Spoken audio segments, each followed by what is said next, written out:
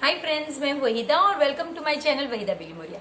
Friends, आज हम हमारा जो क्लास 5th का चैप्टर नंबर 8 है मैपिंग योर वे को आज फिनिश या रैप अप करने वाले हैं। इसका ये लास्ट वीडियो होगा और इसमें आप अपनी क्लास के मैप्स को समझने में आपको बहुत मदद मिलेगी। किस तरह से आप किसी रूम में एंटर करते हैं तो नॉर्थ डायरेक्शन में क्या है, उस डायरेक्शन के ऑपोजिट वाली डायरेक्शन में क्या है, ये सब चीज आपको इस पार्ट में समझ में आएगी। तो चलिए शुरू करते हैं हमारा last part of mapping your way का। Welcome friends to part 3 of mapping your way. आज हम पेज नंबर 123 से आगे बढ़ेंगे फ्रेंड्स, और इसमें हम पहली चीज देखेंगे द सी। अब बाला जो है he is standing on a sea coast, ये एक दरिया किनारा है। He is standing on the sea coast and looking at the vast sea. Vast का मतलब बहुत बड़ी सी को वो देख रहा है और उसे ऐसा लग रहा है कि सी लुक्स एंडलेस, यानी इसका कोई एंड ही नहीं है। तो फ्रेंड्स, आपको जो पहला क्वेश्चन पूछा गया है, have you seen the sea, तो हम लिखेंगे yes I have seen the sea. अब आपको ये पिक्चर देखना है। In this picture where is the sea, तो कहाँ है सी फ्रेंड्स? तो बाला के सामने है सी। तो the sea is in front of Bala, और सी कैसी है? ब्लू कलर की है। तो the sea is blue and is in front of Bala. तभी तो पता चला ना, इसमें किसी फ्रेंड्स की बुक में ग्रीन होगी, ब्लू होगी, जैसा पानी वैसे। Now look at the sea in the map of India. अब आपको मैप ऑफ इंडिया में देखना है और बताना है what colour is used to show the sea. Friends, आप कोई भी मैप देख लीजिए, इंटरनेशनल मैप देखिए, इंडिया का मैप देखिए, आप एक एटलस देखिए, एटलस यानी मैप की बुक्स। तो आप उस बुक में अगर कोई भी मैप उठाकर देखते हैं और उसमें सी होगा तो वो हमेशा ब्लू कलर में होगा। और अब हम हमारे मैप में चेक करते हैं कि क्या वो ब्लू कलर की है। उस मैप में हमें दो और क्वेश्चन सॉल्व करने हैं। पहला फ्रेंड्स होगा मार्क दो states which have sea on one side. एक साइड पे सी होनी चाहिए, ऐसे स्टेट्स को मार्क कीजिए। और दूसरा, सिर्फ एक स्टेट का नाम देना है which does not have sea on any side. तो इसमें बहुत ज्यादा ऑप्शंस है, आपको सिर्फ एक लिखना है। तो चलिए देखते हैं उस मैप में। देखिए फ्रेंड्स, ये जो मैप है इसमें आपको ये जो ब्लू कलर दिख रहा है ये आपकी सी है। और ऐसे स्टेट्स, तो पहला क्वेश्चन तो आपका होगा जिसमें आपको कहा था क्वेश्चन नंबर 3 कि look for the sea in the map of India, what colour is used to show the सी।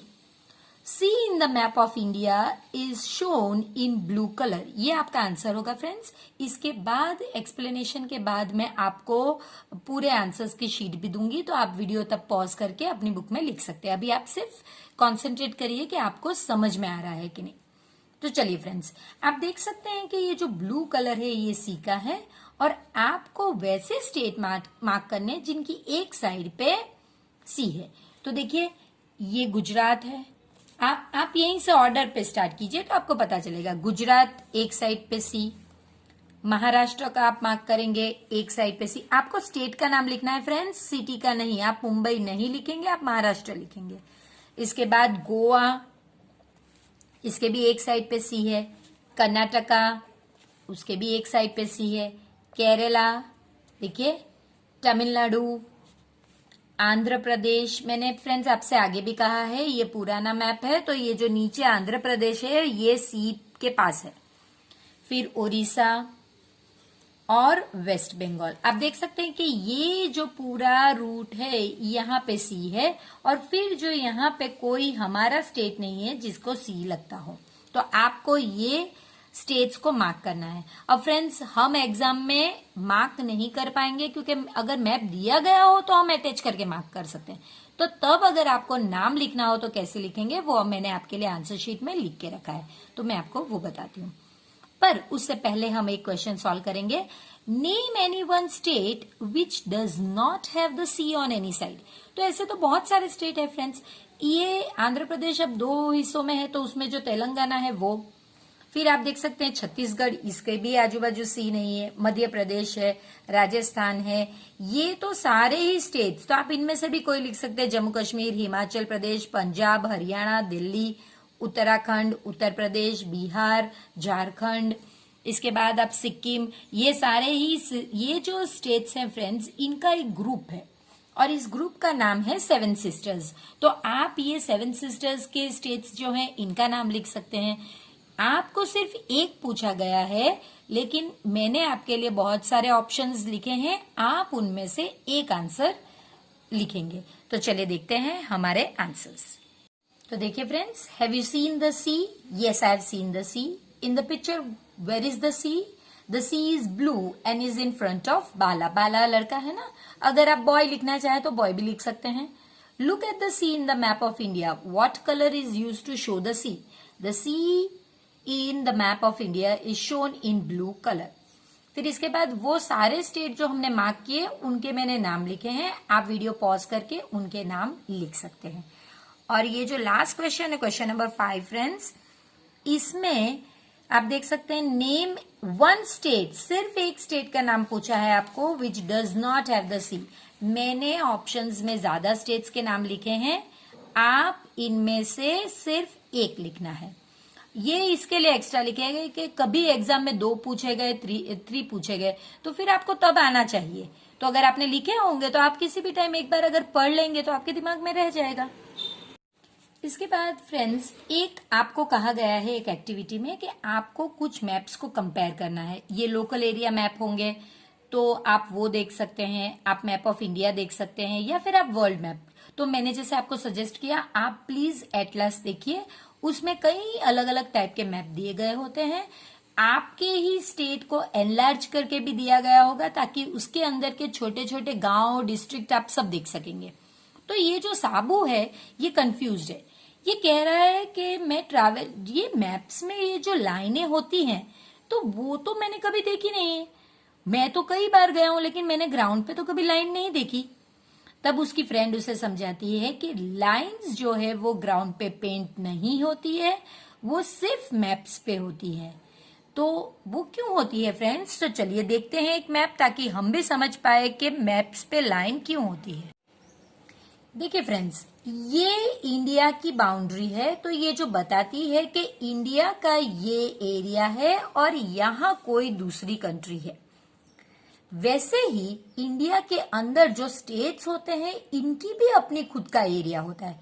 जैसे कि मध्य प्रदेश आप ले लीजिए, इसका ये एरिया है, और यहाँ अगर आप जाओ तो ये एरिया उत्तर प्रदेश का है। तो ये जो बाउंड्री है, यहाँ पे जो डॉटेड लाइंस होती है मैप्स में फ्रेंड्स, कई अलग टाइप की लाइंस होती हैं। कोई डॉटेड लाइन होती है, कोई स्ट्रेट लाइन होती है।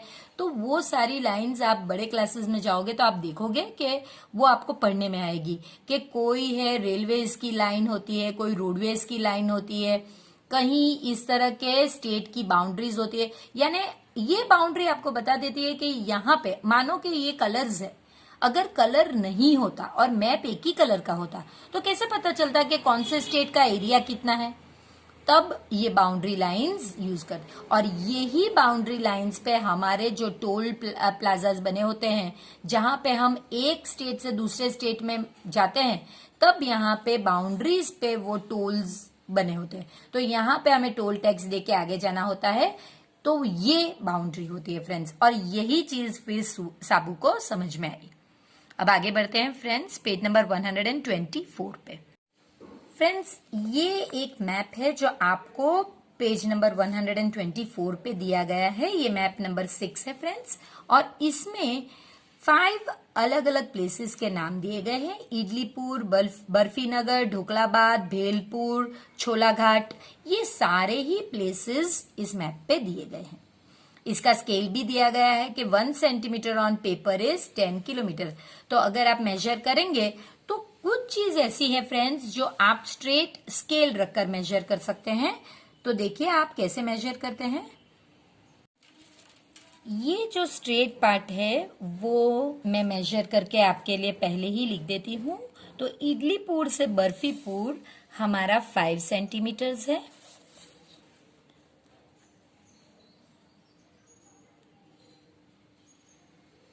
फिर बर्फीपुर से ढोकलाबाद हमारा 2.5 सेंटीमीटर है। इसके बाद हमारा भेलपुर से ढोकलाबाद भी 2.5 सेंटीमीटर है। और ये मुश्किल होगा फ्रेंड्स, इस तरह से करना है। तो हम इसे, आपको कहा गया है यूज अ थ्रेड, हमने आगे भी ऑलरेडी देख लिया है कि हम किस तरह से इसे करेंगे। हम इसे स्टार्टिंग पॉइंट पे रखेंगे और इसके लाइन पे हम आगे बढ़ते जाएंगे। देखिए, और जो पीछे का है उसे हम, ये हमारा मेजर है, तो ये जो हमारा मेजर है इसे फिर हम इस तरह से स्केल पे रखेंगे और ये 5.5 तक आता है। तो देखा आपने किस तरह से हम मार्क करेंगे। तो ये हो गया छोला घाट से बेलपुर 5.5 सेंटीमीटर। तो इस तरह से हमने पूरा ही मेजर कर लिया है। अब फ्रेंड्स, इसके जो क्वेश्चंस हैं वो हम सॉल्व करते हैं। हाउ मेनी, फर्स्ट क्वेश्चन है, how many centimetre away is Idlipur from Barfi Nagar on the map. Idlipur और बर्फी नगर के बीच का सेंटीमीटर में डिफरेंस चाहिए फ्रेंड्स आपको। तो हमने जो मार्किंग किया वो ऑलरेडी सेंटीमीटर में, तो हम देख सकते हैं कि ये 5 सेंटीमीटर है, यही आपको लिखना है। देखिए फ्रेंड्स, यहां पे आपको दिया गया है how many centimetres away is Idlipur from Barfi Nagar. तो आप लिखोगे the distance between Idlipur and Barfi Nagar in centimetre is 5 centimetre. आपकी टीचर अगर सिर्फ 5 सेंटीमीटर एक्सपेक्ट करते हैं तो आप वो भी लिख सकते हैं, स्टेटमेंट लिखने की जरूरत नहीं है। अब आपको इडलीपुर और बर्फी नगर में ही वही क्वेश्चन, लेकिन अब आपको किलोमीटर्स में आंसर देना है। तो फ्रेंड्स कैसे करेंगे हम, तब हमारी मदद के लिए ये जो स्केल है ये आएगा। 1 centimetre on paper is 10 kilometres. तो कैसे करेंगे फ्रेंड्स, देखिए आप यहां पे लिखिए scale 1 centimetre is equal to 10 kilometres. तो कितना, ये दो का डिस्टेंस कितना था फ्रेंड्स हमारा, 5 centimetre. Therefore 5 centimetre is equal to how much. Cross में अगर नंबर हो तो वो हमेशा मल्टीप्लाई होता है, तो 50, और क्वेश्चन मार्क जिसके नीचे हो वो यूनिट। तो आपका डिस्टेंस अगर किलोमीटर में पूछा जाए तो इस तरह से आपको कन्वर्ट करना है। तो अब आप लिखोगे 50 किलोमीटर्स, ये आपका आंसर है। अब friends third question, there is a place called Thukpagram midway between Idlipur and Barfi Nagar. तो ये मिडवे का मतलब क्या है फ्रेंड्स, मिडवे यानी बीचों बीच में, बिल्कुल बीच में थुक्पाग्राम नाम की एक जगह है। किसके बीच में, तो के इडलीपुर और बर्फी नगर। फ्रेंड्स आपको अगर एग्जाम में इस तरह से पूछा जाए तो आप परफेक्ट मैप नहीं ड्रॉ कर सकते, तो कोई बात नहीं, आप इस तरह से कीजिए। आप अपने आप से, क्योंकि वो स्ट्रेट लाइन थी, आप एक लाइन सेगमेंट ड्रॉ कीजिए। इस तरह से आप लाइन सेगमेंट ड्रॉ कीजिए। ये कितने सेंटीमीटर की होनी चाहिए फ्रेंड्स, 5 सेंटीमीटर। क्यों, क्योंकि इन दो का, इडलीपुर और बर्फी नगर का डिस्टेंस 5 सेंटीमीटर। यहाँ पे आप इडलीपुर लिखिए और यहाँ पे आप लिखिए बर्फी नगर, और इनके बीचों बीच में आपको टी यानी के थुक्पाग्राम मार्क करना है। अब क्वेश्चन ये है फ्रेंड्स कि हम ये मिडवे ढूंढेंगे कैसे। तो मिडवे इस तरह से, जो भी डिस्टेंस हो उसे डिवाइडेड बाय 2 करने से मिडवे मिलता है। तो चलिए डिवाइड करके देखते हैं कि किस तरह से डिवाइड होता है। ये 5 और ये 2, 2 2 जा 4। अब फ्रेंड्स एक जो बच गया, ये लोअर क्लासेस में चलता था, अब नहीं चलेगा, आपको पॉइंट में आंसर लाना होगा। तो फिर आप करेंगे क्या फ्रेंड्स, तब आप बाहर से एक 0 5 के पास लाएंगे। जब आप बाहर से एक 0 लाएंगे ऑटोमेटिकली यहाँ पे पॉइंट आ जाएगा और ये 0 आप नीचे ला सकते हैं। तो 2 5 जा 10। तो अब ये आपका आंसर है कि 2.5 सेंटीमीटर मिडवे होगा। तो आप पहले 2.5 सेंटीमीटर मार्क कीजिए और इस जगह को आप नाम दीजिए। क्या अल्फाबेट रखना है आपको, सिर्फ टी मार्क करना है। तो ये हो गया आपका थुक्पाग्राम। लेकिन अगर फ्रेंड्स आपको इस तरह का एक मैप ऑलरेडी दिया गया है और इसमें कहा गया है कि इसी में मार्क कीजिए, तब फिर आपको वही पैटर्न से पहले 5, क्योंकि ये दो का जो इडलीपुर और बर्फी नगर का जो डिस्टेंस है वो 5 सेंटीमीटर है, उसको डिवाइडेड बाय 2 करना, और हमने देखा उसका आंसर है 2.5 सेंटीमीटर। तब आपको यहाँ पे इस तरह से 2.5 मार्क करना है और इस तरह से मार्क करके आपको टी लिखना है, सिर्फ टी लिखना है। थुक्पा ग्राम के लिए सिर्फ टी लिखना है फ्रेंड्स, इससे ज्यादा पूरा नाम नहीं लिखना है। तो ये हो गया। अब आपको कहा गया है a town called Jalebipur is 35 kilometre away from both Chola Ghat and ढोकलाबाद।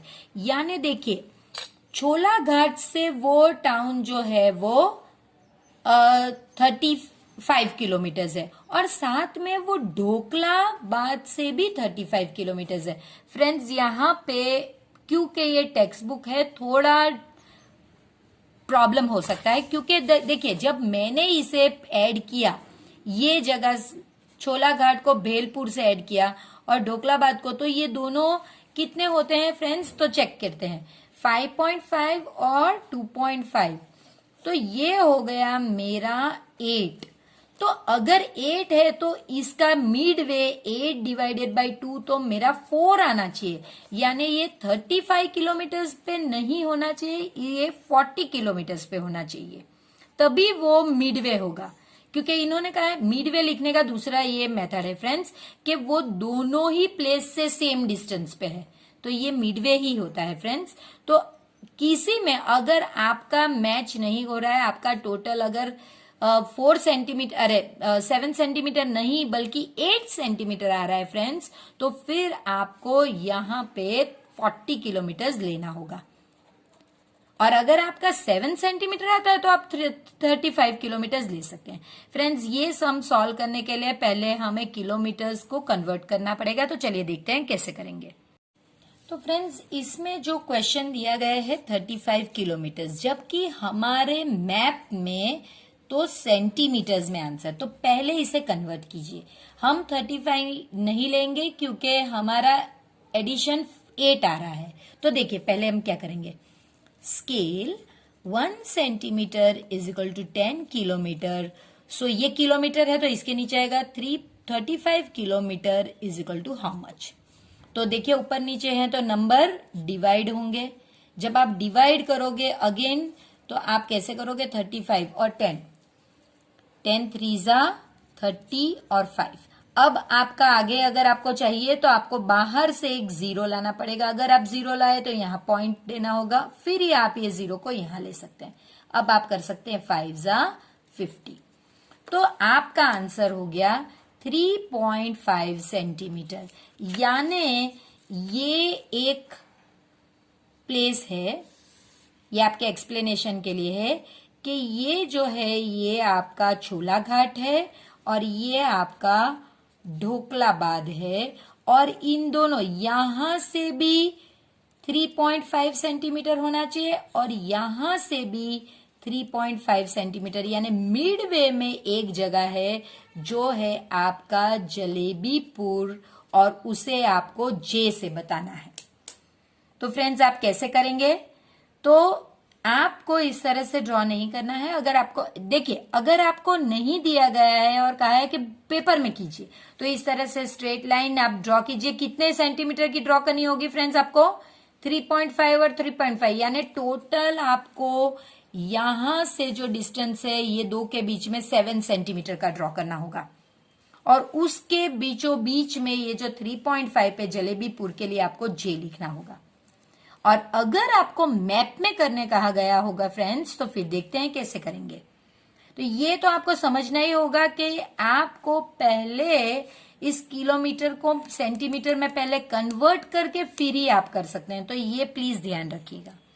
तो आप फ्रेंड्स चलेंगे ढोकलाबाद से, और ये 2.5 किलोमीटर के बाद ये 1.1 किलोमीटर एक्स्ट्रा करेंगे, सॉरी 1 सेंटीमीटर एक्स्ट्रा करेंगे, तो ये हो गया आपका 2.5 और ये 1 सेंटीमीटर एक्स्ट्रा, तो यहां पे आपका जे जलेबीपुर आएगा। तो फिर ये जो डिस्टेंस है ये भी 3.5 ही होना चाहिए फ्रेंड्स। अब ये क्या होता है, टेक्स्ट बुक में आंसर्स अप्रोक्सीमेट होते हैं फ्रेंड्स, क्योंकि ये स्केल्स पे प्रिंट होती है, जैसे बड़े छोटे, तो उनमें मेजर थोड़ा आगे पीछे हो सकता है। तो आप टेंशन ना लीजिए, आप सिर्फ इतना ही कीजिए कि ये आप 3.5 कीजिए और ये ऑटोमेटिकली 3.5 माना जाएगा। तो ये आपका क्वेश्चन नंबर 4 है।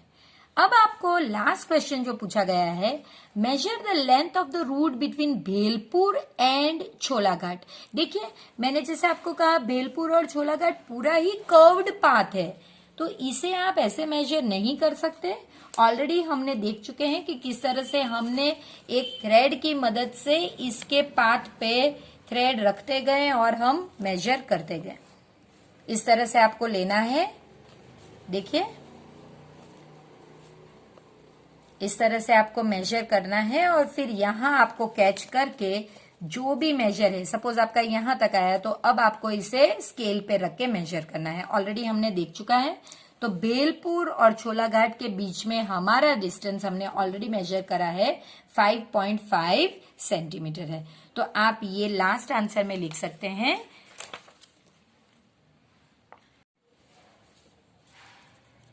The length of route on map. देखिए ये मैप पे है, वो है 5.5 सेंटीमीटर।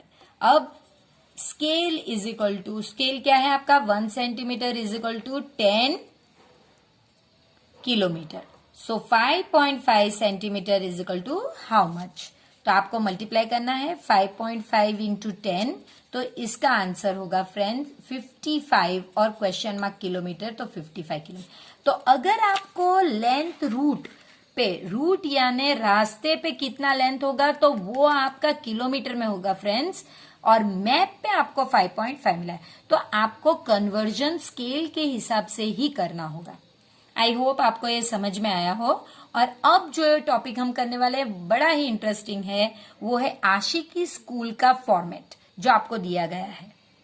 देखिए फ्रेंड्स, ये आशिकी स्कूल का मैप है जो टॉप पे से दिख रहा है। ये उसकी स्कूल में एंटर होने का मेन रोड है, जो मेन गेट है। उसके बाद यहाँ पे प्लेग्राउंड है, ये ऑफिस है और पूरा गार्डन एरिया है। यहाँ पे असेंबली ग्राउंड है जहाँ पे प्रेयर्स होती है, हॉल है और बीच में क्लासेस है।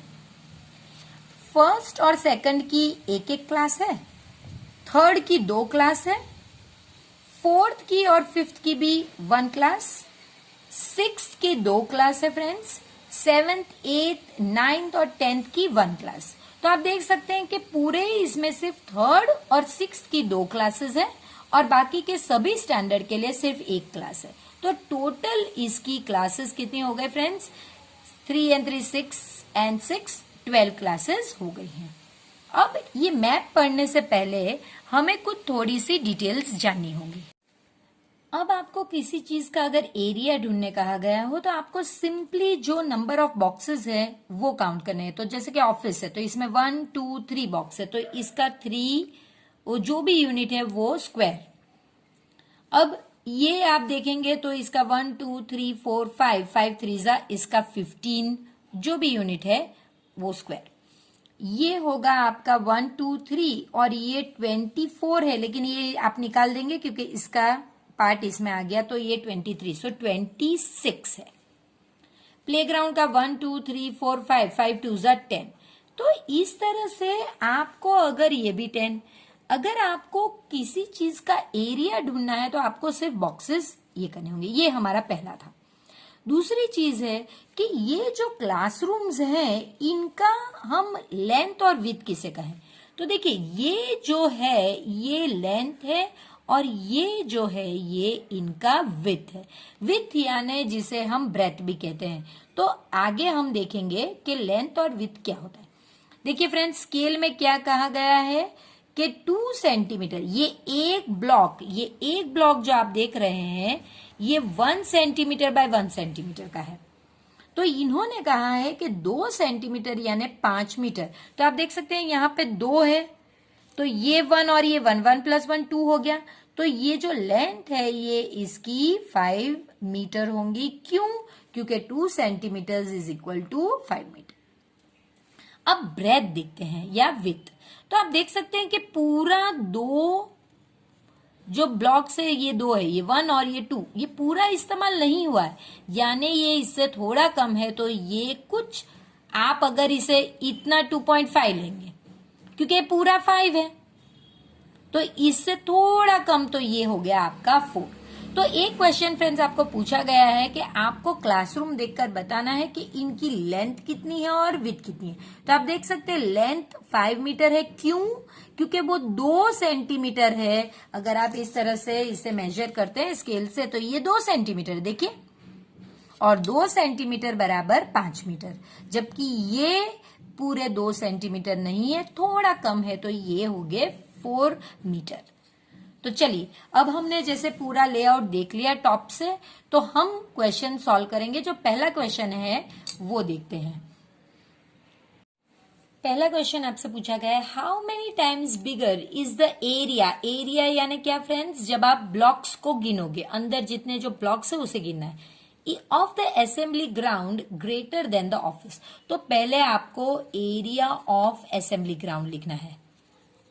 आपने ऑलरेडी आगे के आप वीडियो थोड़ा रिवाइंड करेंगे तो आपको पता चलेगा कि असेंबली ग्राउंड का जो एरिया है वो हमने 15, मैंने कहा जो भी यूनिट होगा उसका स्क्वायर, क्योंकि एरिया हमेशा स्क्वायर में मेजर होता है। इसके बाद आपको एरिया ऑफ, अब किसका लिखना है? ऑफिस, और वो भी आपने देख लिया कितना था, 5, और जो भी यूनिट है उसका स्क्वायर। तो आप देख सकते हैं कि हाउ मेनी टाइम्स, अगर आपको हाउ मेनी टाइम्स पूछा है तो आपको ये होना चाहिए कि 5 जो है वो कितने टाइम्स 15 होता है। ये 5 है, छोटा नंबर हमेशा इस तरह, और 15। तो ये करने का आपको ये पूछा गया है। करने का सिंपल मेथड क्या है फ्रेंड्स? इसमें सिर्फ आपको 15 डिवाइडेड बाई 3 करना है, सॉरी 15 डिवाइडेड बाई 5 करना है। तो आपको पता है 5 3 जा 15, तो वो होगा आपका 3 टाइम्स। ये आपका आंसर है। कितने टाइम्स असेंबली ग्राउंड का एरिया बड़ा है ऑफिस से? सॉरी फ्रेंड्स, मेरी मिस्टेक हुई है, यहां पे 3 है, सॉरी फ्रेंड्स, और यहां पे मुझे 3 लिखना चाहिए था, क्योंकि हमने जब बॉक्सेस गिने वो 3 थे, 5 नहीं, सॉरी। और यहां पे भी 3 आएगा, इसलिए आंसर 3 वॉट जा 15, 5, तो it is 5 times more, sorry. तो आप लिखोगे area of assembly ground is 5 times more than office। देखिए फ्रेंड्स, मिस्टेक हो सकती है, आपको सम करते टाइम एक बार चेक करना चाहिए। जो मैंने किया तभी मुझे पता चला कि मेरा आंसर गलत है। चलिए, इसके बाद ये ऑलरेडी हम देख चुके हैं, how much is the length and the width of the classroom. तो देखिए इस तरह से क्लासरूम है,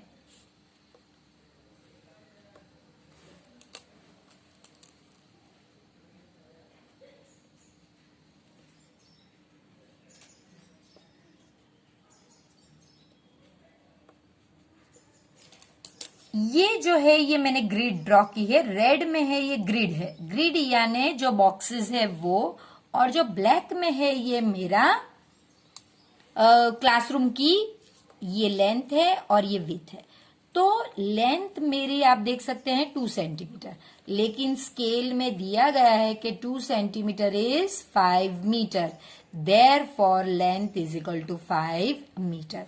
तो लेंथ 5 मीटर वाले मेरे पास 2 है, देखिए एक ये यहां पे भी लेंथ 5 मीटर है और यहां पे भी लेंथ 5। अब मुझे विड्थ करना है। देखिए विड्थ अगर 2 पूरे होते, ये 1 और ये 1 2 पूरे होते तो वो 5 ही होता, लेकिन मेरे विड्थ जो है पूरे 2 सेंटीमीटर नहीं है, उससे कम है, इसलिए ये नहीं हो सकता, तो ये है। इसी तरह से आपको सोचना होगा और रीजन आउट करना होगा कि आप लिखेंगे width is not complete 2 centimeter, therefore width is not 5 centimeter, it is equal to 4 centimeter। ये 5 सेंटीमीटर नहीं हो सकता, क्यों? क्योंकि ये 2 नहीं, और इसलिए आपका आंसर होगा A, length is 5 centimetre and width is 4 metre, sorry 5 metre and 4 metre. इसके बाद जो क्वेश्चन है फ्रेंड्स आपको पूछा गया है कि हर एक क्लासरूम का इस तरह का लेआउट है और यही दिया गया है आपको कि ये लेआउट है। अब आपको इसे देखकर बताना होगा कि which of this is exactly opposite to black board. तो देखिए फ्रेंड्स, आपको देखकर ही पता चलता है कि अगर ये क्लासरूम का लेआउट है और ब्लैक बोर्ड यहाँ है तो उसके एग्जैक्टली ऑपोजिट में ये येलो कलर का है जो है डिस्प्ले बोर्ड। तो अलमीरा तो नहीं है क्योंकि वो यहाँ पे है, विंडोज नहीं है क्योंकि देखिए विंडोज भी यहाँ पे है, नोटिस बोर्ड नहीं है क्योंकि वो ऑपोजिट में नहीं है, वो इस वॉल पे है। तो इसके ब्लैक बोर्ड के ऑपोजिट, इस चीज के देखिए ब्लैक बोर्ड के ऑपोजिट में सिर्फ आप देख सकते हैं कि डिस्प्ले बोर्ड। तो आपको वही लिखना है, सिर्फ लिखना है display board. I hope friends आपको ये समझ में आया हो। ये सेम लेआउट है जो पेज नंबर 125 पे दिया गया है। मैंने एक रीजन के लिए अपने लिए बना के रखा है क्योंकि अब आने वाले क्वेश्चन में हमें इसकी जरूरत पड़ेगी। देखिए फ्रेंड्स, इस तरह का लेआउट आपको दिया गया है कि जिसमें आप पोजीशनिंग देखिए, ये जो है ये डोर की पोजीशनिंग और ये 3 क्लासेस के लिए सेम है, ये 3 क्लासेस के लिए इसकी उल्टी है। जैसे कि ये सेम ही है, आपको सिर्फ उसको क्लॉकवाइज डायरेक्शन में घुमाना है, जबकि ये जो है वो इसका मिरर इमेज है। मिरर इमेज यानी अगर आपका ये हाथ है तो ये हाथ इसका मिरर इमेज है, इस तरह का है। तो इसे आप घुमा नहीं सकते, आपको नया बनाना होगा और ये रोटेट करेंगे तो आपको ये मिलेगा। तो फ्रेंड्स आप देख सकते हैं कि क्लासेस 2, 5 और 3rd A को ये फॉर्मेट है, 1, 4 और 3rd B को ये फॉर्मेट है, 9th, 7th और 6th A को ये फॉर्मेट है और 10th, 8th और 6th B को ये फॉर्मेट है। तो देखिए अब हम इनके आधार पे सारे क्वेश्चन सॉल्व करेंगे। ये मैंने चारों फॉर्मेट बना के रखे हैं। ये सिर्फ क्लॉकवाइज डायरेक्शन में घुमाने से बना, जबकि इसका मिरर इमेज ये बना। तो इस तरह से आपको यही देखना है और बताना है कि 3rd A और 7th, तो फ्रेंड 3rd A ये क्लास है और 7th ये क्लास है, इसमें ब्लैक बोर्ड कहाँ होगा।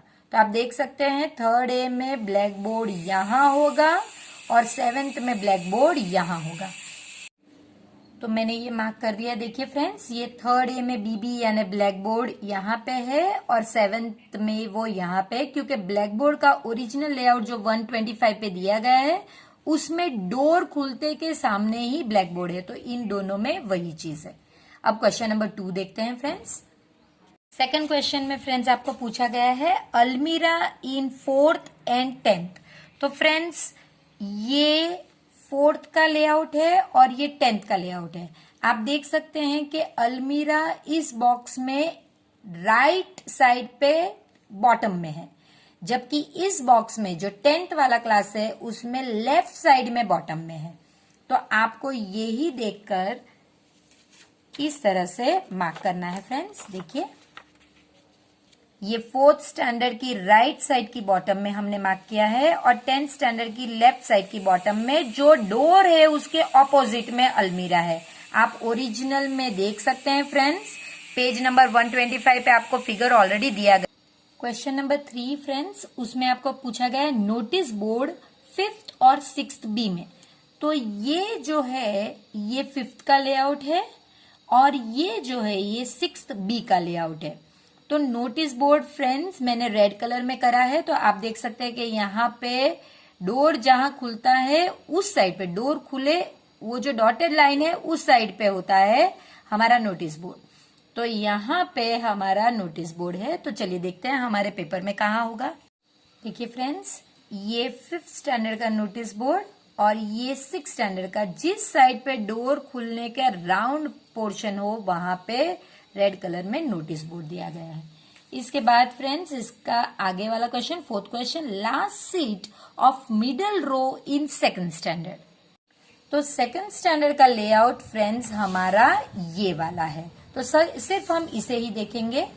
2nd स्टैंडर्ड में जब ये लेआउट है तो आपको कहा गया है मिडल रो, यानी ये 1 2 3 4 5 6 रो है, तो ये यहां पे तो मिडल ढूंढना पॉसिबल नहीं है। तो मिडल अगर आप इस तरह से देखेंगे तो ये आपका 1 2 3 4 5, तो ये हो सकता है मिडल, और उसका लास्ट सीट यानी ये वाली इसकी सीट होगी। जो मिडल रो है, ये देखिए first row, second row, third row, fourth row, fifth row, तो ये थर्ड रो की लास्ट सीट यानी ये वाला आपका सेक्शन होगा। तो इसे हम पेपर में कैसे मार्क करेंगे वो देखते हैं। तो इस तरह से फ्रेंड्स मैंने आपके लिए मार्क कर दिया है कि ये जो है यहाँ पे 5 रोज में जो मिडल रो थी उसकी लास्ट सीट, तो last seat in middle row. Friends, अब जो लास्ट क्वेश्चन है वो आपको कहा गया है कि फर्स्ट स्टैंडर्ड में आपको डिस्प्ले बोर्ड कहाँ है ये बताना होगा फ्रेंड्स। तो देखिए फ्रेंड्स, ये आपका लास्ट जो फर्स्ट स्टैंडर्ड का क्वेश्चन है उसका लेआउट है। फर्स्ट स्टैंडर्ड में आप देख सकते हैं डोर इस तरीके से खुलता है, तो आपका डिस्प्ले बोर्ड ये पार्ट पे होगा, तो वही आपको यहाँ पे मार्क करना है फ्रेंड्स। तो आपका डिस्प्ले बोर्ड यहाँ पे होगा, ये फर्स्ट स्टैंडर्ड में ये आपका डिस्प्ले बोर्ड, डीबी यानी डिस्प्ले बोर्ड। तो देखिए फ्रेंड्स, इस तरह से हमने पूरे ही क्वेश्चंस अपने ऑल डिफरेंट 4 लेआउट्स देखे और उसके बाद बनाया। अब लास्ट क्वेश्चन जो है क्वेश्चन नंबर सी, उसमें आपको कहा गया है कि can a child sitting in third ए, यानी एक बच्चा जो थर्ड ए में बैठा हुआ है, क्या can he C the playground, क्या वो प्लेग्राउंड को देख सकता है फ्रेंड्स। तो ये कैसे पॉसिबल है फ्रेंड्स, क्योंकि यहाँ पे तो वॉल है, यहाँ पे भी वॉल है, उसकी विंडो तो असेंबली ग्राउंड की तरफ फेस करिए, देखिए असेंबली ग्राउंड की तरफ उसकी विंडो है, तो वो अगर देखना चाहे तो यहाँ बैठा बच्चा यहाँ देख सकता है। वो इन आइल को पार करके, इन क्लास को पार करके प्लेग्राउंड कैसे देख सकता है। थर्ड, यहाँ वाले जो बच्चे हैं, ये क्लास के बच्चे हैं, ये प्लेग्राउंड को देख सकते हैं क्योंकि इनकी विंडोज यहाँ पे है, तो ये बच्चा नहीं देख सकता। सो हम कहेंगे no he can not see it because his windows face towards assembly ground. तो फ्रेंड्स, आपको इस तरह से आंसर लिखना है, can a child sitting in third A see the playground, no he can not see it because his windows face the assembly ground. आप ये भी आंसर लिख सकते हैं कि he has got 1 more row of full classes in front of him and the playground, या फिर ये थोड़ा बड़ा आंसर हो जाता है, या फिर आप ऐसे भी लिख सकते हैं कि he has got wall on that side. तो लेकिन ये आंसर बेटर लग रहा है, तो आप अपना आंसर चूज कीजिए। तो फ्रेंड्स, इसके साथ हम ये लेसन खत्म करते हैं। मुझे ये लेसन कराने में बड़ा मजा आया, तो आई होप कि आपको भी उतना ही मजा आया होगा। तो प्लीज वीडियो को लाइक कीजिए और अपने फ्रेंड्स के साथ इसे शेयर कीजिए। फ्रेंड्स, ये वीडियो आप तक पहुंचाने के लिए और छोटे छोटे डायग्राम्स बनाने के लिए मुझे बड़ी मेहनत करनी पड़ती है, जिसका मुझे गर्व है और मुझे अच्छा भी लग रहा है। लेकिन प्लीज मेरी मेहनत को अप्रिशिएट कीजिए, वीडियो को लाइक कीजिए, सब्सक्राइब कीजिए और अपने फ्रेंड्स को भी कहिए कि वो भी चैनल को सब्सक्राइब करके वीडियो को आगे शेयर कीजिए। तो फिर मिलते हैं एक नए चैप्टर के साथ। आई होप फ्रेंड्स आपको ये चैप्टर बड़ा ही मजेदार लगा होगा, और इसी तरह अब हम नए चैप्टर के साथ मिलेंगे। तब तक प्लीज चैनल को सब्सक्राइब कीजिए, वीडियो को अपने ज्यादा से ज्यादा फ्रेंड्स के साथ शेयर कीजिए, और प्लीज उस बेल आइकन को दबाना मत भूलिए। जब आप सब्सक्राइब करते हैं तभी आपको वो नोटिफिकेशंस मिलेगी कि मैंने आपकी क्लास का नया वीडियो कब अपलोड किया है।